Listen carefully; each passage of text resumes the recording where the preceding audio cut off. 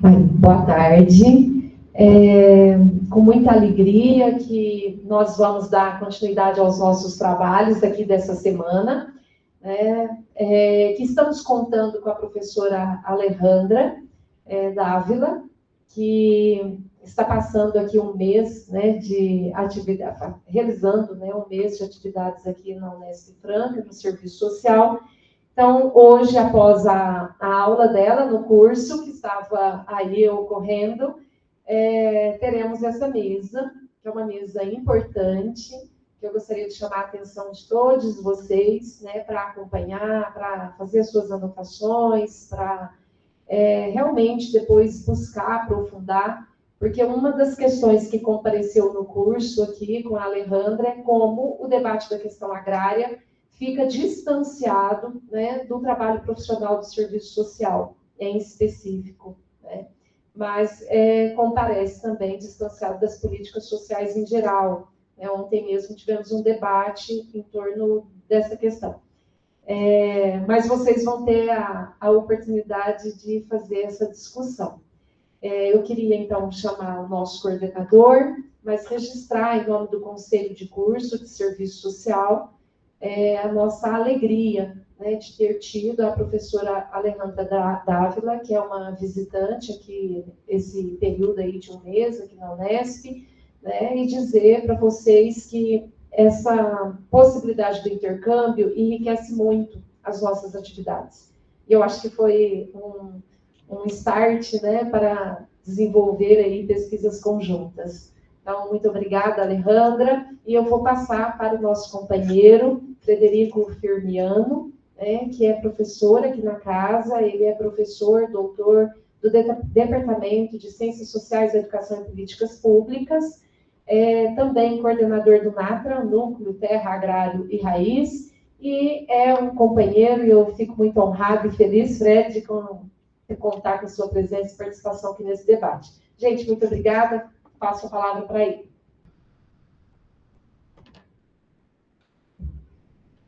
Boa tarde a todas as pessoas que estão aqui presentes e aquelas que também estão aqui de forma virtual.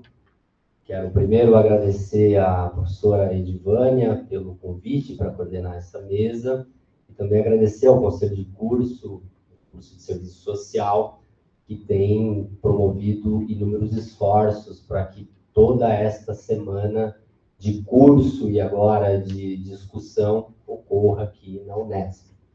Muito bem, o tema da nossa mesa de hoje é o tema da questão agrária e serviço social, ou questão agrária e trabalho social, sim? E para isso, eu gostaria de convidar aqui para compor a mesa com a gente a professora Raquel Santos Santana, que é professora associada do Departamento de Serviço Social aqui da FCHS Unesp, também é integrante do GPEM e uma das coordenadoras do NATRA, junto comigo e com a professora Fernanda Melo Santana. Obrigado, professora.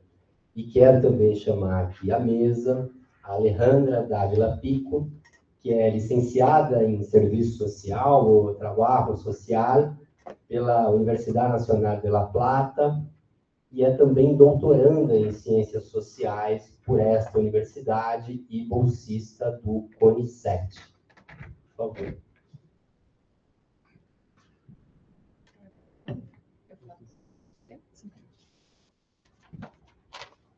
Então, a nossa dinâmica aqui vai ser o seguinte: a professora Raquel abre os trabalhos, cada uma terá um tempo máximo de 30 minutos para fazer uma exposição. Na sequência, a Alejandra faz a sua intervenção, então a gente abre para questões e provocações, certo? Então, professora Raquel, seja muito bem-vinda, a palavra é sua. Boa tarde a todos, todas, todes.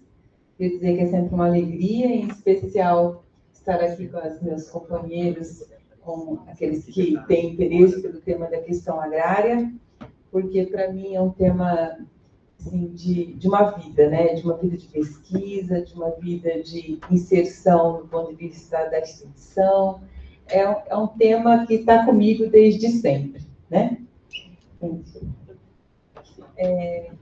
Bom, eu comecei a estudar a questão agrária na época de faculdade, então, muitos anos atrás, já estudando a luta do sem terra. Mas eu quero falar um pouquinho hoje sobre, porque esse tema, serviço social e questão agrária, é pouco discutido. O que eu percebia? Que até conversei isso com a Alejandra já. Quando os pesquisadores estudam questão agrária, isso o pessoal do serviço social. Quando o pessoal do serviço social estuda a questão agrária, via de regra não fala sobre o trabalho profissional.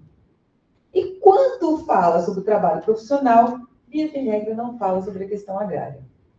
Isso era uma questão que me encabulava bastante. Inclusive, quando fui fazer minha tese de pós-doutorado, eu fui ver o que a sociologia fala. Eu estava estudando os cortadores de cana, o que a sociologia falava do serviço social? Ele falava do serviço social da empresa, perseguindo os trabalhadores, fazendo controle sobre suas vidas, e era só isso que aparecia, né?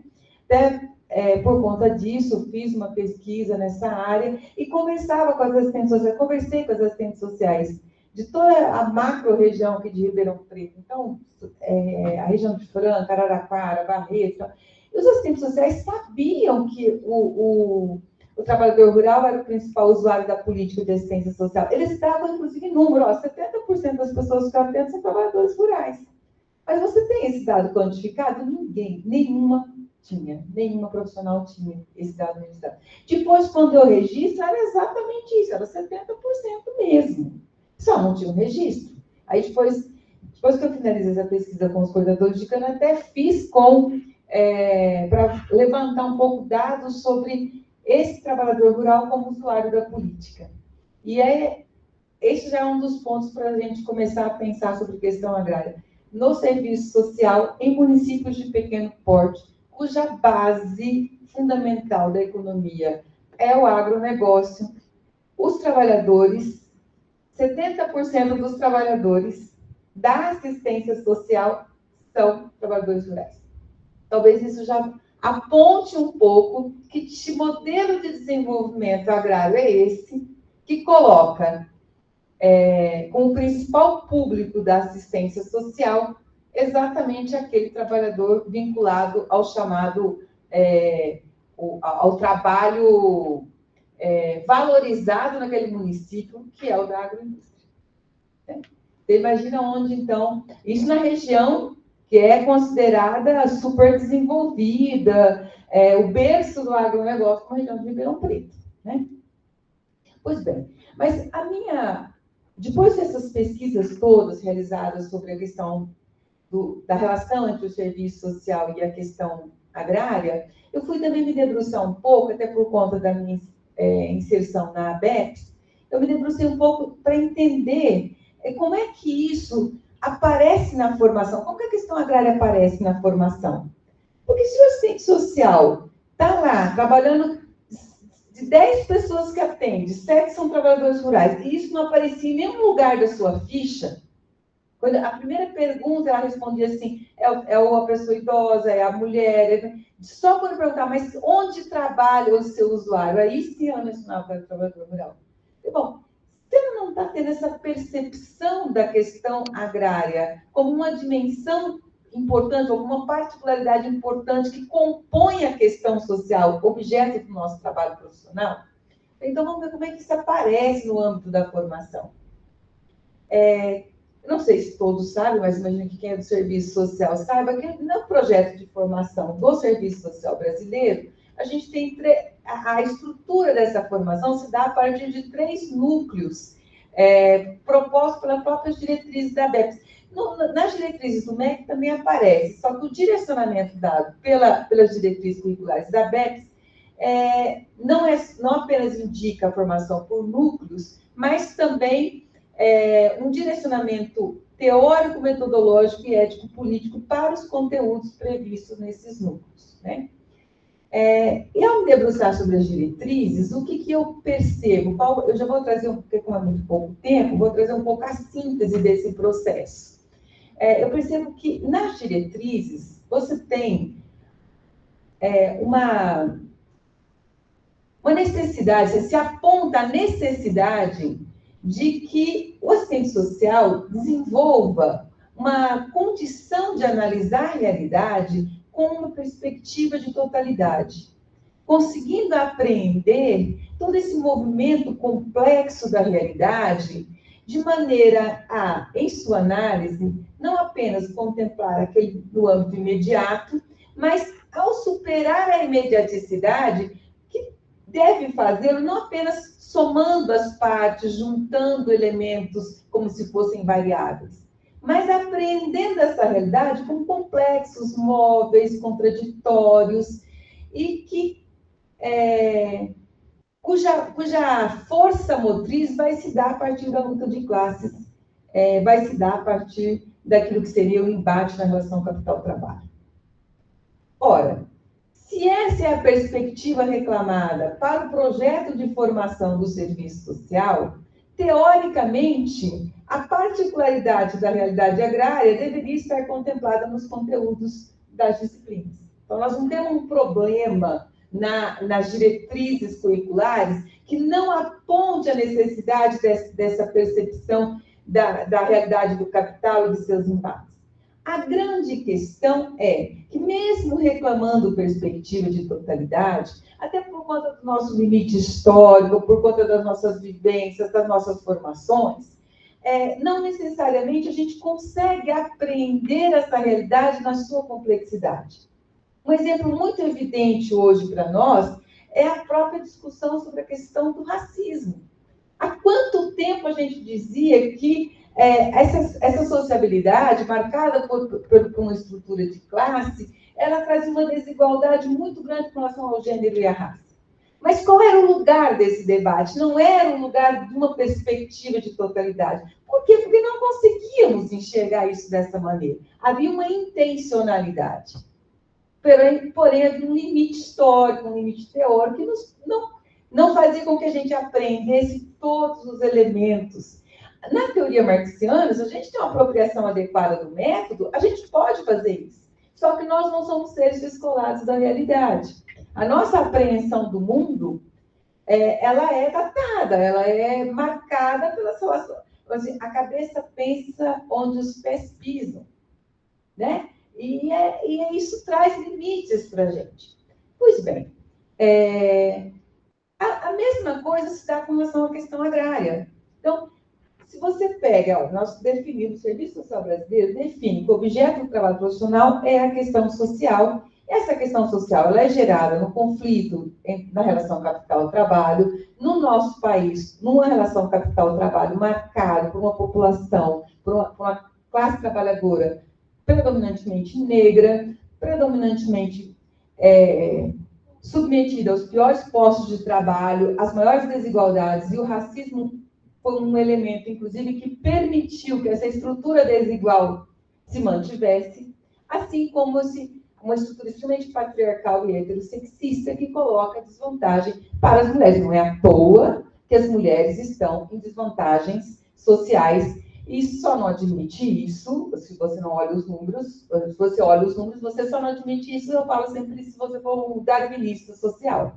Se você for um darwinista social, você vai acreditar que os homens são superiores, as mulheres são inferiores, e por isso estão em desvantagem. A mesma coisa com relação à questão racial. Se você for um darwinista social, você vai falar, bom, então os negros estão mais no presídio e menos na universidade, porque eles são inferiores. Se você não é um darwinista social, você vai olhar para isso, não, mas tem esse dado, são pessoas com as mesmas capacidades, porque estão em lugares tão diferentes. Essa mesma sociedade que estrutura essa desigualdade, que justifica do ponto de vista ideológico essa desigualdade, ela também vai criar uma perspectiva do que é o campo. E do que é a cidade também, né? A nossa visão de homem e de mundo, ela é fundamentalmente marcada por uma perspectiva urbanocêntrica. Então, a nossa formação é marcada por uma perspectiva urbanocêntrica. Então, quando nós vamos discutir o trabalho, a gente discute o trabalho na relação capital-trabalho na cidade, na empresa e na empresa urbana, porque na agroindústria, que é a empresa que está em solo rural, a gente, de regra, não discute. Então, formação, quando você vai discutir economia, sociologia, ela não faz o debate sobre a questão agrária como um componente da realidade social, que no nosso país, inclusive, se você não consegue apreender os determinantes da questão agrária na própria estruturação da realidade capitalista, você não consegue captar minimamente a forma como esse país conduz sua economia. E isto, eu disse, olha, como é que isso aparece? A questão agrária, ela é fundamental para você entender a questão social. Pense um pouquinho. 50% mais ou menos das terras brasileiras, 56% no último censo, estão na mão de 2% dos proprietários rurais. 2%. 2%. Enquanto você tem cerca de 50% dos proprietários rurais que têm até 10 hectares e que representam 2,3%, detém 2,3% da terra. Num país cuja Constituição diz que terra tem que cumprir função social. Então, eu estou falando de coisas que estão dentro da lei, né? Dentro da lei. Essa estrutura agrária não está dentro da lei. Então, quando a gente falar de reforma agrária, está falando de política pública. Quando a gente fala de luta pela terra, a gente está falando do embate que essa agricultura capitalista está trazendo e provocando para os povos do campo, para os trabalhadores rurais, de uma maneira geral. Então, se nós não conseguimos aprender, se nós não conseguimos entender a questão agrária como algo que constitui a própria desigualdade, nós estamos com um olhar sobre a questão social, no mínimo, reduzido. No mínimo, sem trazer a complexidade que existe. E o serviço social, ao não aprender essa particularidade do rural que vem para compor as refrações da questão social, objeto do nosso trabalho profissional, ao não conseguir aprender isso, muitas vezes tem uma perspectiva muito equivocada. Porque quem erra no diagnóstico, erra também na proposta. Quem não consegue aprender o real nas suas determinações mais fundamentais, não vai conseguir também propor as melhores coisas.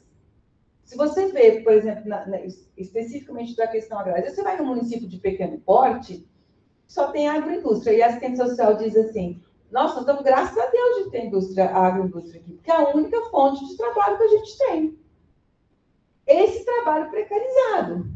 Olha, se nós tivéssemos uma compreensão da questão agrária de uma maneira mais ampliada, a gente veria que essa agroindústria que oferece os 500 empregos naquela cidade, ela também detém 90% do território, plantando cana.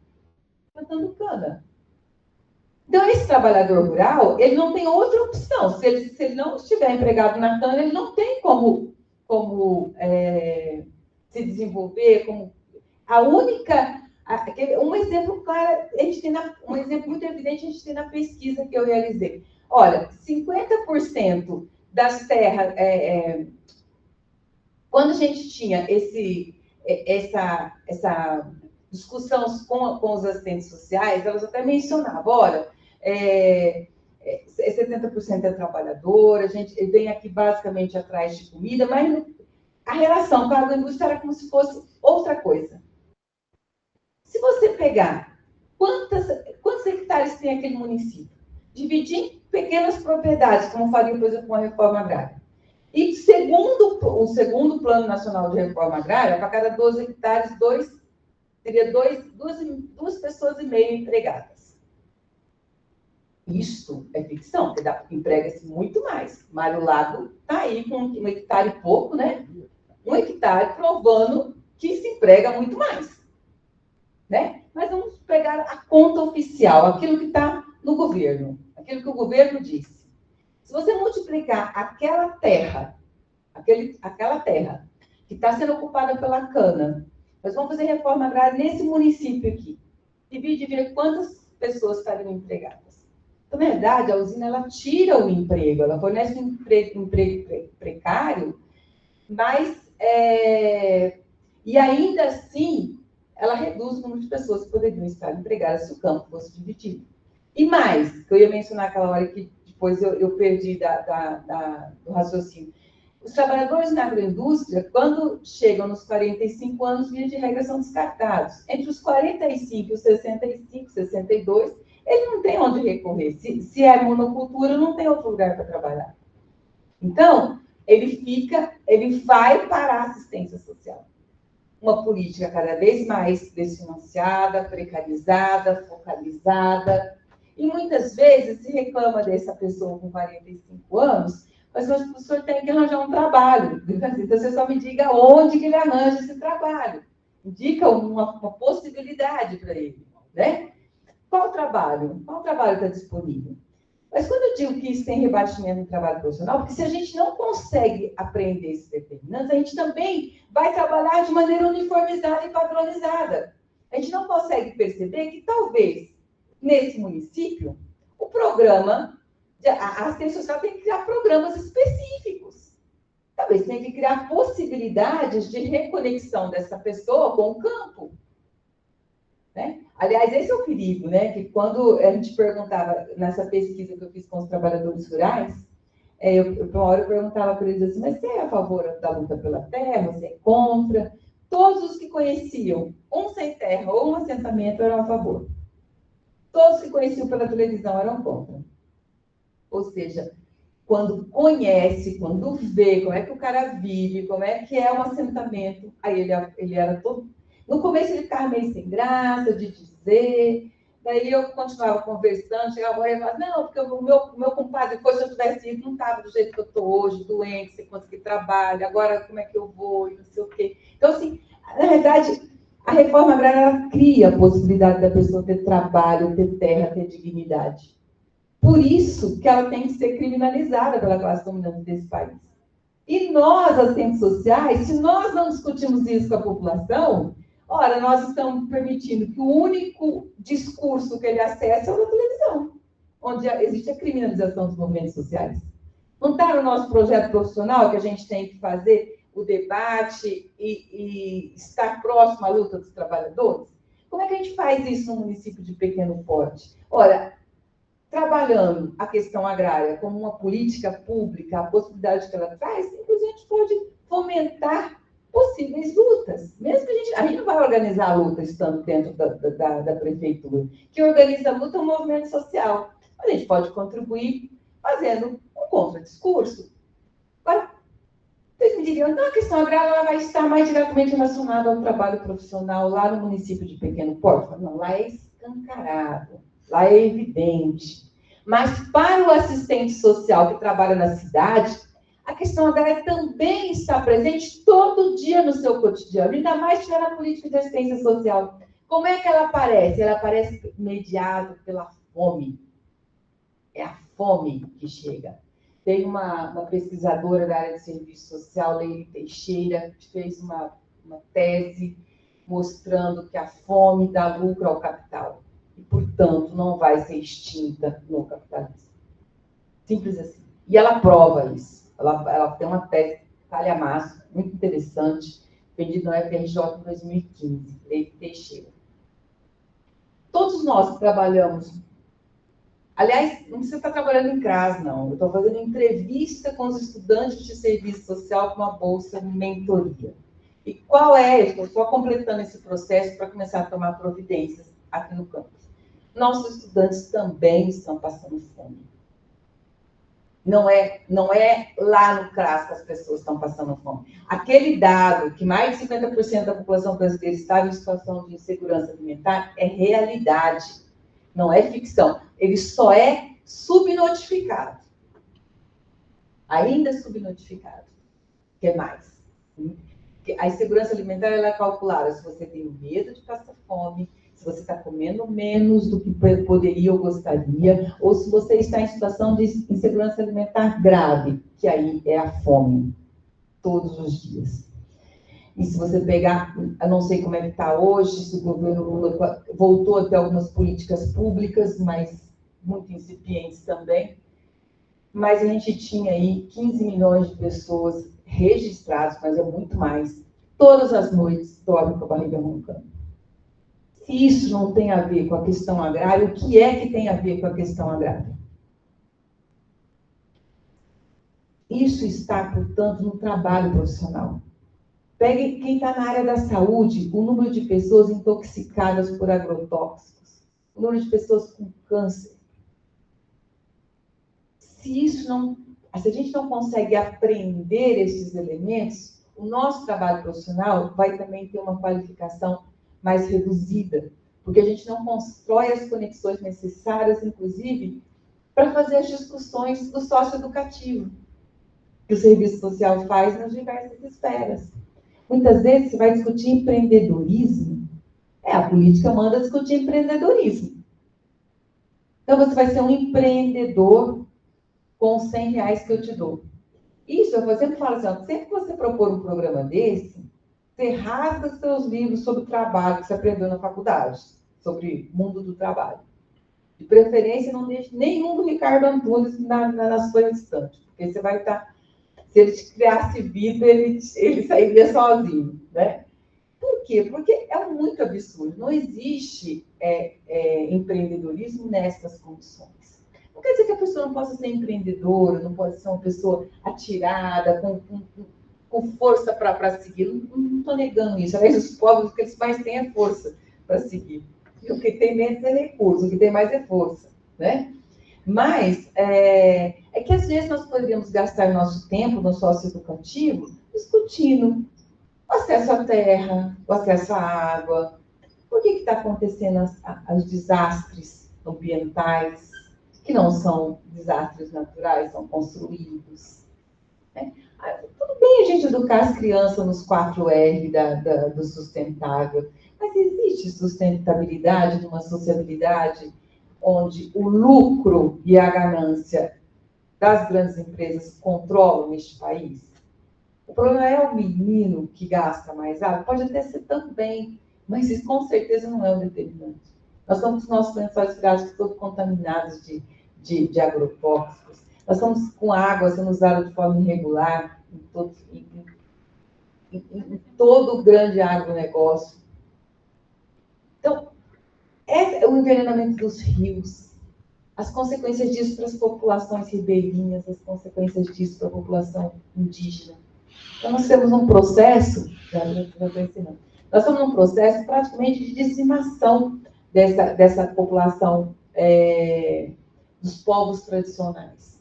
Né? Porque se você tira a forma deles se alimentar, tem um depoimento muito interessante de uma quilombola falando da relação dela com o eucalipto. Né? Lá no Espírito Santo, ela fala assim, agora só tem eucalipto. Eucalipto não tem mais como a gente caçar, não tem como a gente viver mais aqui.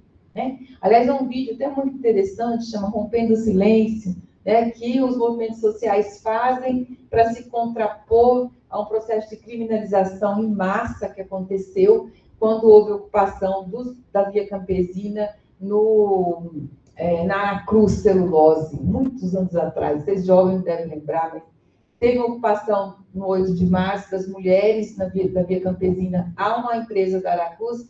Até aqui na universidade, menino do nada foi maltratado por causa disso. Tipo assim, não, mas vocês trabalham com a MST, olha aí o que eles fizeram, destruíram a ciência, a professora chorou na sala de aula, o serviço social. Então, assim, esses elementos, por quê? Porque, na realidade, é quase que essa desconexão entre a questão agrária, a questão ambiental, a pobreza, a fome, ela é uma forma de você garantir que as coisas permaneçam como estão. No projeto no trabalho profissional, então nós podemos discutir movimentos sociais, a gente tem essa percepção, a gente pode discutir o acesso à terra, o acesso à água, a gente pode discutir a questão dos agrotóxicos, porque a comida está envenenada. Então nós podemos fazer uma discussão sobre segurança alimentar, sobre soberania alimentar, nós podemos incentivar a população a criar um conselho de segurança alimentar na cidade. Então, dependendo da forma como você analisa a fome, o desemprego do trabalhador rural, o adoecimento do trabalhador, é a forma como você depois vai propor ações. Então, isso, do ponto de vista do trabalho profissional, Se a gente não aprende a questão agrária, a nossa potência para atuar naquilo que são as causas se reduz ainda mais. E do ponto de vista da formação, precisa uma qualificação para nós, docentes, inclusive, termos cada vez mais a condição de desenvolvendo perspectiva de totalidade. O pessoal hoje fala do letramento racial necessário, mas também existe uma necessidade de uma apreensão daquilo que é a base teórica da nossa profissão e que está numa fonte marxiana que reclama a perspectiva de totalidade. Nós estamos cada vez mais fazendo uma formação fragmentada, né? A conexão entre, não só entre as disciplinas, mas também no próprio conteúdo de uma mesma disciplina, a transversalidade da questão agrária não aparece, assim como não aparece a transversalidade da ética, né? Então, quando você está dando Fundamentos 1, tem N situações que você pode discutir a ética profissional. Vou dar um exemplo para vocês muito interessante. Quando eu estava dando Fundamentos 1, vou citar exemplo pessoal, até peço desculpas por isso, mas é rapidíssimo. E a gente estava discutindo a questão da resistência negra na abolição da escravatura. A partir do Clóvis Moura, mostrando como contar uma história para a gente, no mínimo, lacunar, quando disseram que foi a Inglaterra que pressionou. Né? Os donos do poder aqui estavam morrendo de medo por conta da revolta negra. Né? E aí a gente narra um fato citado até pelo Clóvis Moura, de que a moça que morava na casa, ela pegava a arma e entregava para o povo dela e ela sabia que ia ser torturada até a morte depois. Mas viver daquele jeito, ela ia lá, entregava, era uma forma de luta e resistência. E muitas vezes também podia envenenar. Ela está cozinhando, ela envenena a comida. É ético matar? Aí a gente faz uma discussão muito legal sobre a ética. Ele vai dizer o que é? Se você discute a ética de uma maneira evanescente, você não pode matar. Né? Agora, vamos situar historicamente o que é resistência, o que é ética, o que é valor. O que é valor para alguém que te desumaniza? Então, essa perspectiva de totalidade, ela é reclamada não só para a análise da questão agrária, ela é fundamental para a gente olhar para a realidade e enxergar os seus N determinantes de uma maneira a superar a imediaticidade. Porque se a gente não fizer isso, aquilo sobre o qual nós nos debruçamos, todo mundo acha que sabe. Todo mundo tem um conceito de família, todo mundo tem um conceito do que é reforma agrária, do que é sem terra, do que é menino que praticou ato infracional, de quem é o negro, de quem é a mulher nessa sociedade. Ou nós nos qualificamos, ou nós vamos seguir junto com o discurso dominante. O nosso projeto profissional diz, olha, nós temos lado, o nosso lado é o lado dos direitos humanos, é o lado dos trabalhadores, é o lado daqueles que lutam. Então, nós temos que fazer jus a isso. Entender a questão agrária como um componente fundamental da questão social, eu acho que é nosso dever para poder até alinhar-se a esse projeto profissional. É isso. Muito obrigada.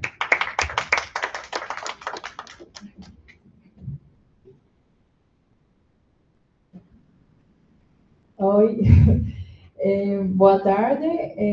Eu queria agradecer a todos e todas.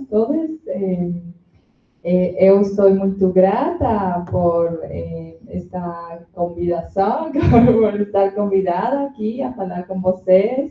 Eu estou muito grata por todo o processo que a universidade facilitou, a minha universidade também, a Universidade Nacional de La Plata, em Argentina, a Unesp. Estou muito grata, estou muito contenta de estar aqui com o Fred e com Raquel, muito honrada por poder participar com vocês aqui. Eu quisiera aclarar, comentar que eu sou minha identidade também. Eu acho que é importante que eu sou colombiana, mas eu estou morando na Argentina faz 12 anos. Então eu queria fazer essa aclaração. Eu queria retomar algunas cuestiones que Raquel mencionó en cuanto a cuestión agraria y a cuestión social.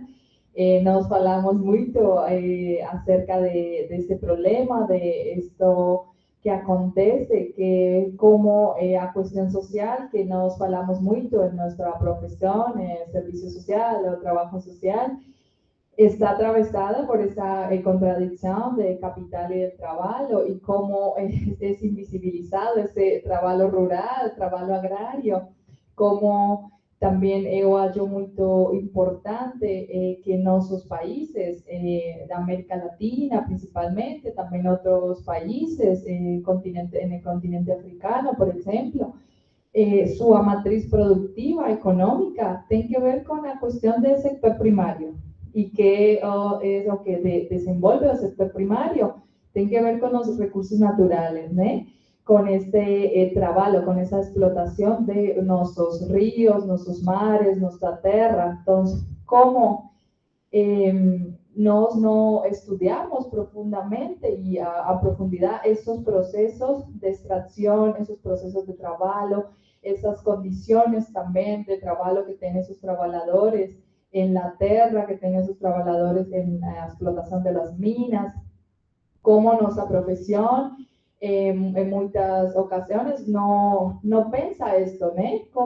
Cómo ese sector primario es fundamental para el desenvolvimiento del resto de las sociedades, ¿no? Porque yo estoy hablando también específicamente de Argentina y cómo es muy en la vida cotidiana, en los medios, jornales, eles hablan mucho de las divisas, dólares, esto está también muy presente en la historia de Argentina por las sucesivas crisis que el sistema capitalista, porque Argentina nunca ha tenido otro tipo de sistema que no es el inmerso en la cuestión capitalista. Ahora está en discusión el sistema cuando siempre fue el mismo sistema. Entonces, ese no estudio de esas situaciones que acontecen y ese desenvolvimiento del sector agrario es lo que muchas ocasiones lleva a una invisibilización de ese actor del sector rural, del sector agrario. Eu acho, o que nós também falamos pouquinho as clases del seminario de posgraduación, como en Argentina tiene también una diferencia muy grande con el proceso de movimientos sociales rurales como MST, que tiene una muy longa tradición de lucha. Un poco nos hablábamos acerca de esos, primero también acumulación de tierra, que es el principal problema de toda América Latina. Colombia también tiene ese problema muy importante, como la tierra siempre está en pocas manos y como en muchos países tiene esta bandera de la reforma agraria tan importante, mas en Argentina você não pode falar de reforma agrária. Você se fala de isso, vai casi que preso. É muito delicado falar de reforma agrária na Argentina. Eles têm muito a cotidianidade, su mundo imaginario que construye as pessoas, que a Argentina es un país también grande, mas eles têm extensión, têm muito trabalho de la tierra extensiva. Eles, como vocês também sabem e conhecem, eles são produtores de soja, de trigo, maíz, mas eles pensan, o as pessoas que não conhecem o tema, pensan siempre en ese trabajador fazendero que tiene buenas condiciones de vida, que tiene buenos ingresos, de ese trabajador, ese fazendero de agroindustria también tiene mucho ese pensamiento. Cuando los otros trabajadores están invisibilizados. Hoy hablábamos de los trabajadores que están en la provincia, en el estado de Misiones, que ellos trabajan con yerba mate, vocês conhecem aqui como chimarrón. Y cómo estos trabajos están siendo hechos, están siendo por meninos en muchas ocasiones, y también tienen unas condiciones de discriminación racial, discriminación constante de exclusión hacia esos trabajadores. A persona que trabaja en la tarefa es considerado pobre, negro, persona que no quiere seguir progresando, todas esas estigmatizaciones, yo creo que usted dice preconceptos. Entonces, eso esa invisibilización de esos trabajadores que persiste hoy en día también, y que el servicio social no ha tomado en su análisis, en su construcción. También yo creo que es por eso, muchas veces los movimientos sociales más urbanos, ellos tienen no todos, mas algunos tienen una matriz marxista o dogmática o ortodoxa, y no permite tampoco tomar esos otros sujetos, ese sujeto de ahora economía popular, ese sujeto que es un sujeto migrante, que es un sujeto que trabaja la tierra, y considera también esas personas que trabajan personas que trabajan para facenderos como parte de la pequeña burguesía. Entonces, ellos no incluyen en sus luchas a este trabajador que trabaja para el facendero. No es el facendero, sino al trabajador de la tierra que trabaja para el facendero. En muchas ocasiones, esos movimientos y organizaciones políticas no incluyen en sus luchas a ese trabajador.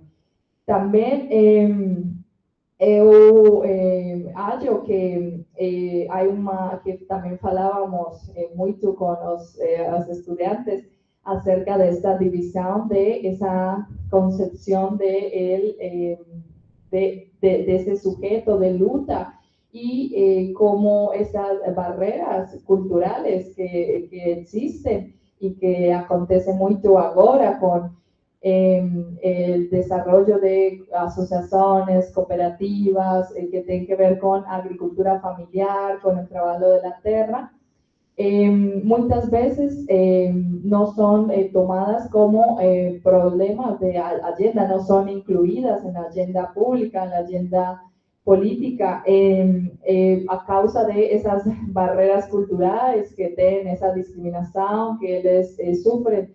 Y yo relaciono un poco con cómo nuestros estudiantes en la carrera, en la disciplina, en la carrera de servicio social, ellos tienen prácticas preprofesionales desde primer año, en el segundo cuatrimestre, y muchas veces ellos están conociendo cómo funciona el servicio social en hospitales o en unidades sanitarias, también en cómo está estructurado los barrios, qué instituciones funcionan, un poco para que les tengan esa mirada, y después en los años superiores ellos están más en instituciones más formales o fijas. Y en todas estas instituciones también el sujeto, nuestro sujeto con el que la profesión trabaja, tiene que ver con un sujeto migrante, tiene que ver con un sujeto que no tiene muchas cosas, educación, no tuvo mucha educación, no sabe escribir, no sabe leer, tiene que ver con un sujeto que trabaja la tierra, tiene que ver con un sujeto que está excluido, y que ese profesional muchas veces no considera estas dimensiones que nos hablábamos de a cuestión agraria. Entonces, yo creo que es muy importante poder rastrear esas conexiones que acontecen, de cómo esa desigualdad, de cómo ese trabajo y esas condiciones con que ese trabajador llega a ese hospital o llega a ese servicio zonal, también en Argentina, eles têm divisões onde os assistentes sociais trabalham, tem que ver com serviços zonales, serviços municipales, y estos solo existen en las ciudades o no existen en localidades muy pequeñas, siempre tiene que ver con ciudades constitutivas. Entonces, eu acho como esto es muy importante que los estudiantes, los profesionales, los docentes tengan en cuenta esa importancia de a cuestión rural como una cuestión constitutiva y como una cuestión central, y también a importancia de comprender la diversidad de Ocampo en Argentina, porque esta idea de que existe Ocampo en Argentina, que es Ocampo que exporta, que es Ocampo que trae los dólares que el país tanto precisa, es el único campo que existe, cuando el campo que alimenta es el campo de agricultura familiar, es el campo de los pequeños cooperativas, es el campo que realmente alimenta a población.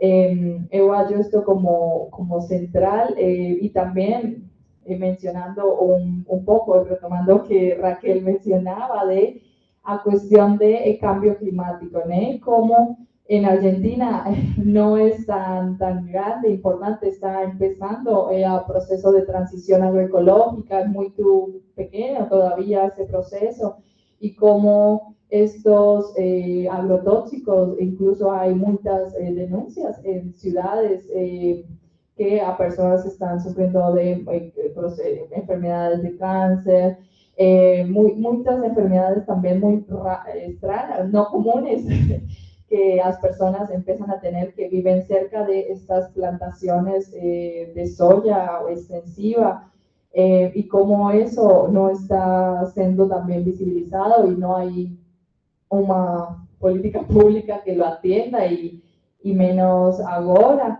También quisiera un poco denunciar el proceso de desmantelamiento que está aconteciendo ahora en Argentina a causa del gobierno de Milei, como él eliminó el Instituto de Agricultura Familiar, como él eliminó todos los institutos, todas las políticas públicas que tenían que ver con atender a las problemáticas de los pequeños productores, y cómo sigue beneficiando a los grandes facenderos, a los agrotóxicos, a procesos que están matando a poblaciones y están avanzando en nuestros derechos como consumidores, como trabajadores, y que también está conectado con el alimento, como el alimento es central para pensar.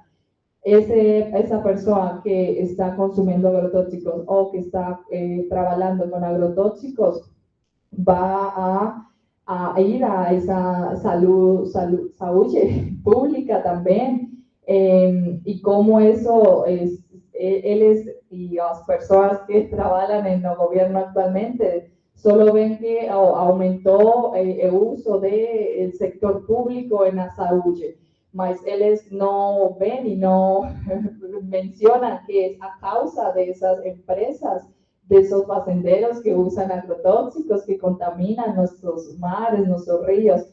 Entonces, yo creo que esto es muy importante de continuar estudiando, problematizando, pesquisando. Yo creo que es central para la constitución de la profesión, para también tener una práctica crítica, una intervención con nuestros sujetos con los que nos trabajamos. Eso es todo. Muy obrigada.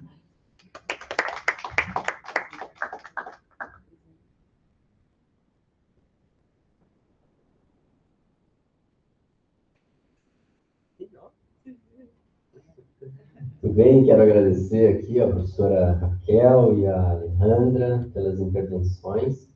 E acho que agora nós poderíamos aqui abrir para algumas questões.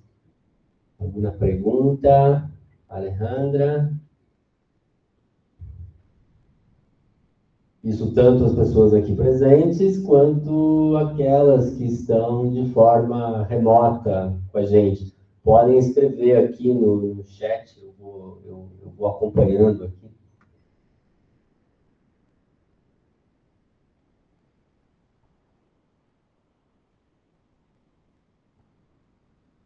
A primeira questão é gratuita.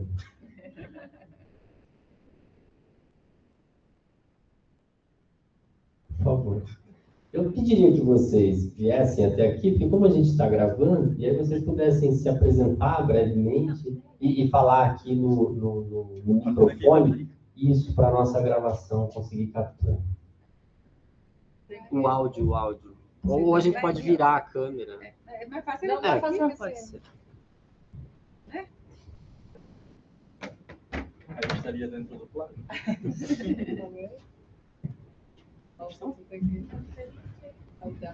Por favor. Isso. Boa tarde. Olha, não seria nem uma questão em si, não é? É que eu, primeiro, parabenizar as professoras, uma excelente apresentação. Eu sou Miguel Jorge, sou angolano, estudante do mestrado em serviço social e também sou assistente social. E assim, enquanto falavam, eu fiquei a refletir no quanto algumas questões, não obstante a serem em contextos diferentes, são muito similares, não é? E essa questão da reforma agrária nem sequer ainda é uma discussão que no nosso contexto é feita. Primeiro, situar que, como profissão, o serviço social em Angola é uma profissão, assim, Angola tornou-se independente em 1975. Angola foi colônia portuguesa e, em 1975, nós conseguimos atingir a nossa independência.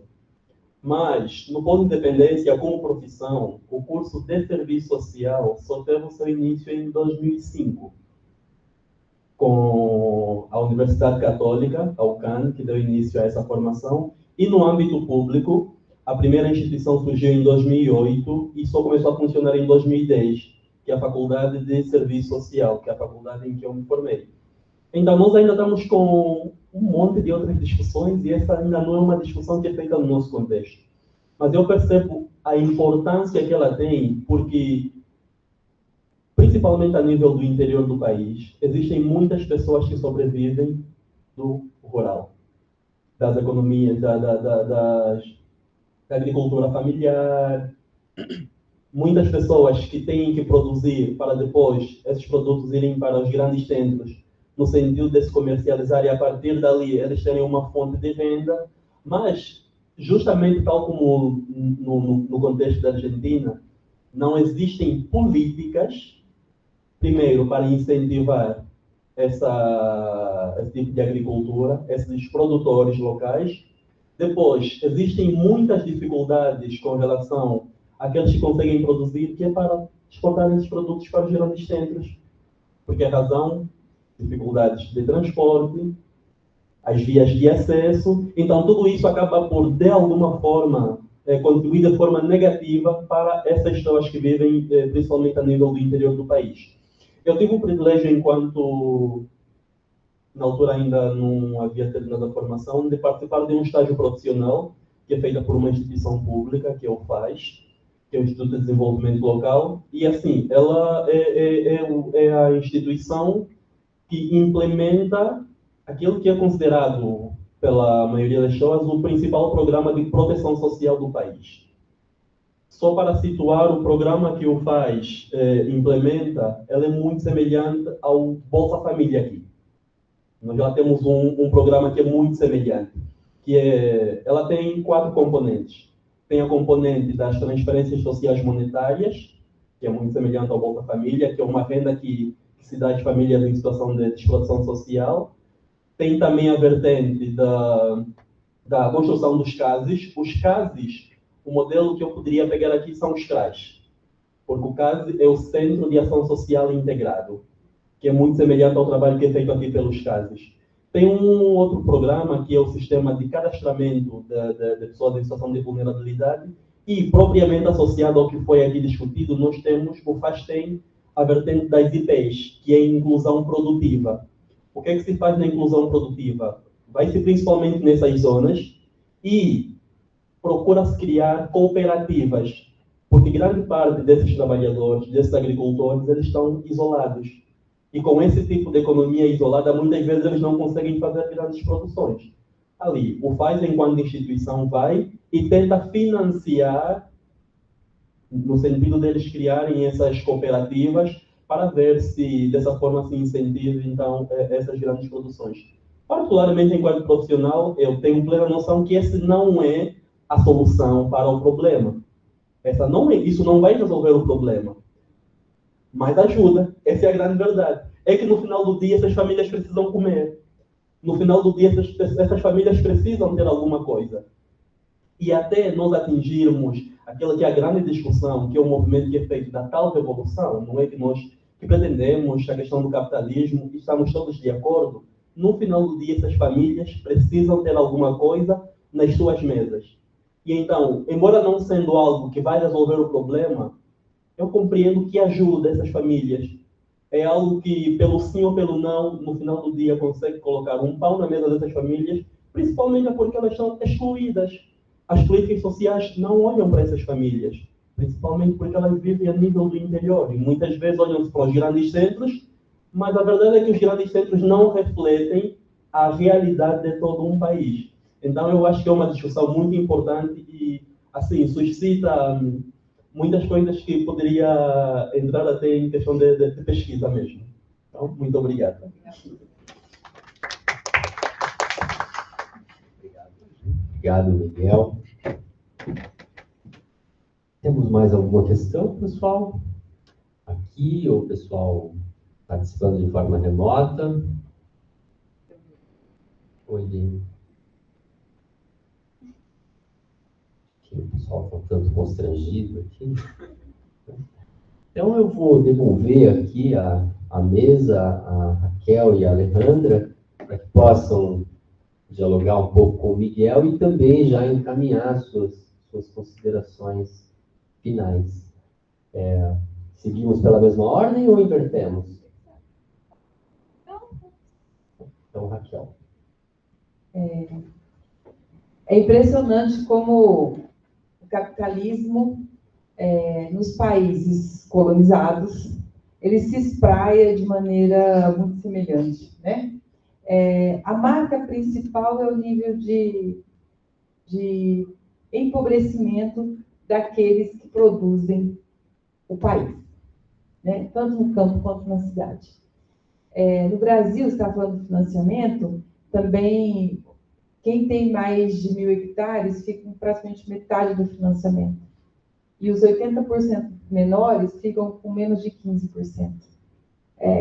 Eles que produzem a nossa comida, mas o dinheiro vai para quem é grande, vai financiar, por exemplo, aqui na nossa região, você tem financiamento para renovação de canavial. O Brasil, se a gente pegar o programa ProAlco em 75, o governo pagou cerca de 90% do plantio da cana e quase 100%, para 95% das plantas das usinas. E na verdade, era um empréstimo. Em 20 anos, teria que pagar uma parte desse dinheiro. 20 anos depois, a dívida foi perdoada. Então, eles ganharam de presente. Ganharam de presente as usinas, que depois, no começo de 2000, isso tem dados, não sou eu que estou falando. Tem dados. Se você pesquisar, você vai ver que isso é fato. Contra fato não é argumento. Em 1995, essa dívida foi perdoada. Então, não é qualquer coisa.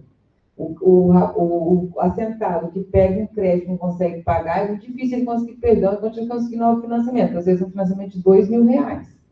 Isso é muito difícil ele conseguir limpar o nome dele. Mas o grande fazendeiro, ele foi perdoado. Né? Então, agora, quando você fala assim, olha, isso não resolve, mas ajuda a botar o pão na mesa das pessoas, eles se associarem nas cooperativas, inclusive como um programa público Aqui no Brasil, a organização dos movimentos sociais e a própria construção da política também favorece esse tipo de associação e cooperação. Se você pegar um assentamento do MST, ele já tem isso como princípio formativo, trabalhar coletivamente, organizar associações, cooperativas, mas hoje, se o cara quiser participar do PNAE, se ele quiser do Programa de Alimentação Escolar, se ele quiser participar do PA, ele tem que entregar também por uma associação. Então, nos assentamentos, mesmo naqueles mais que não tinham nível de organização, que às vezes tem um movimento mais, com a coordenação mais do movimento sem terra, ele também se associa. Isso é importante para ele se reproduzir, é importante, inclusive, para aprender a trabalhar junto. Um elemento muito fundamental, principalmente para uma agricultura que é quase que totalmente desfinancializada. Não tem subsídio público, né? Agora, nós, no Serviço Social Brasileiro, há muito tempo entendemos, está até nos princípios fundamentais do nosso Código de Ética, uma série de atividades que são dentro dessa realidade do capital. Porque é aqui que nós vivemos e é aqui que nós trabalhamos. Então, a gente entende que a luta pelos direitos políticos, ela é fundamental. Ela é fundamental. Nós não acreditamos que quanto mais miséria, melhor vai ser para a revolução. Nós acreditamos que sujeito fortalecido vai ser mais fácil para ele criar resistência, inclusive, né? A fome, a necessidade de alimento, ela é cruel. Quando você não atende a essa necessidade, você não tem ânimo para a luta, você tem letargia, você tem depressão, você tem enfraquecimento físico e mental. Então, é fundamental que a gente fortaleça a classe trabalhadora para a luta. E isso passa, inclusive, por vários aspectos da construção das políticas sociais, que não são resolutivas da questão da estrutura da desigualdade, mas ela é importante do ponto de vista da emancipação política para que esse sujeito tenha força num país extremamente desigual como o nosso, para que ele tenha força para seguir se alimentando, para seguir resistindo, para seguir construindo. Eu estava fazendo as entrevistas da Bolsa de Mentoria e estava vendo, depois das cotas raciais, um programa tão precarizado que teve, mas que trouxe a possibilidade de alunos de escola pública e de as cotas raciais dentro da universidade. O que é a luta desses meninos negros que estão aqui? Eu chego a me emocionar. É uma luta de fazer trabalho no celular, porque eu não tenho computador, porque não tem certeza se vai comer no outro dia. E está aqui, ó, e às vezes é um dos melhores CRs da sala de aula. Então, se a gente investe no ser humano, se a gente investe nos filhos dos trabalhadores, hoje eu estava conversando vivenciando uma situação assim, a pessoa disse, olha, eu consigo viver com auxílio permanente. Eu pensei, meu Deus, a família inteira vive provavelmente com um salário mínimo. Então, essas questões é para a gente ver assim, se a gente... O meu irmão é um estudioso da agricultura familiar, ele fala, se agricultor tira leite de pedra. Eu diria assim, o povo brasileiro é um povo de muita luta, que trabalha muito, que resiste muito. Só que as estruturas do capital, elas são muito, muito, muito fortes. E elas são de construções mundiais, né? Não é uma coisa só do Brasil, né? E por isso que a nossa luta é todo dia, né? Não é de vez em quando, é todo dia. Mas um dia esse barco vai virar, mesmo porque somos maioria e vamos uma hora construir uma realidade melhor para o nosso povo, né? Queria agradecer essa oportunidade. Falar de questão agrária para mim é sempre uma alegria. Falar de questão agrária e serviço social são duas alegrias. Então, eu queria dizer que, se eu pudesse, eu daria aula sobre isso. Eu gosto muito, mas que foi muito bom estar aqui com vocês. E agradecer também estar com a Alejandra. Sempre o país com a maior concentração da América Latina é a Colômbia, o país de origem dela. E dizer que nós estamos juntas nessa luta, tanto do ponto de vista do trabalho social, do serviço social, mas também da luta em prol de uma sociedade mais igual do ponto de vista da sua estrutura social e agrária. Obrigada também por estar aqui. Eu queria mencionar só algumas questões, algo que mencionaba Miguel, es a cuestión de las políticas públicas y cómo en Argentina, a lo largo de la historia, siempre esas políticas públicas a la cuestión rural, agraria, ha estado enfocado en el sector agroexportador, muchos subsidios que eles têm, que eu relaciono muito como esos preconceptos que existen en la sociedad y que tenha preconceito de a pessoa que tem que recibir en Argentina esta AUH, que es Asignación Universal por Hijo, y tem agora, hace algunos años, el Salario Social Complementario, que después mudó a Potencial Trabalho,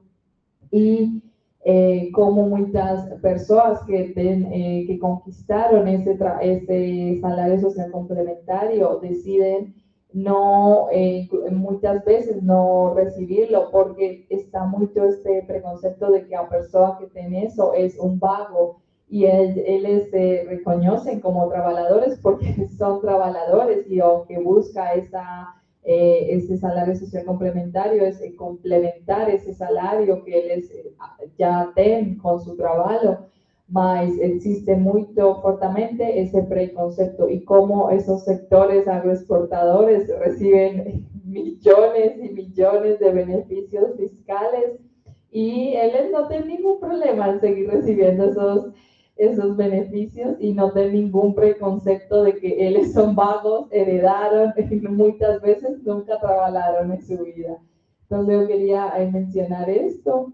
Y también yo quería mencionar algo que yo esquecí, que es el rol de la universidad y cómo potencia en muchas ocasiones a procesos de organización de los trabajadores y cómo nos en Argentina, en la Universidad de La Plata, tenemos una comercialización de productos de economía popular, social, solidaria, que fue FIX por un trabajador social, por un asistente social, que también es veterinario. Él junto a otros profesionales de servicio social hicieron una página web donde ellos comercian las producciones de los productores de hortalizas, de miel, ovos, todo agroecológico y